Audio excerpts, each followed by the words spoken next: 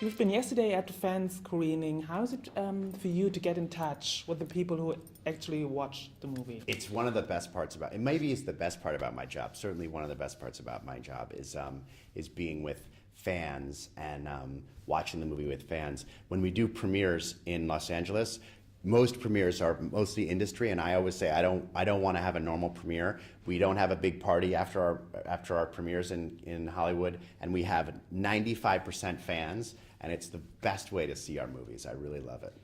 Did you always have this in mind that you have to tell the other side of the story, or? When we were making the first movie, we always said if it was a success, we'd like to say what happens what happens outside the house. That was always a hope that we would get to tell that story of what goes on Purge night outside as opposed to inside.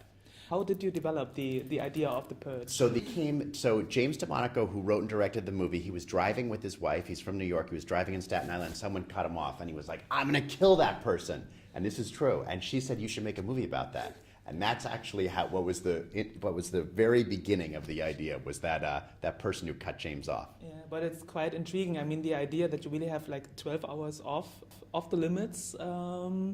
It is. I mean, it's on one hand, it's criticism to the society, of course. Right. That it's obviously you taste in this movie that the rich people are pushing it further and further, and is that your point of showing us as society that is really not a good? Yeah, the point of the movie, which not everyone takes away from the movie, especially in the United States, but really the point of the movie is that America has a crazy relationship to guns. There are way too many guns in the United States, so the idea is like, if we keep going down this road, look what could happen. It's supposed to be a cautionary tale. It's supposed to be a good piece of entertainment, but it's definitely would be horrible if the Purge really existed in real life, and that's one of the points we're trying to make with the movie. But do you see a difference between people watching it here and watching it in the US? Is it different in the response, how they react to the movie? Yeah, they react very differently. A lot of the people in the US are like, "Go Purge," which is not something that we expected.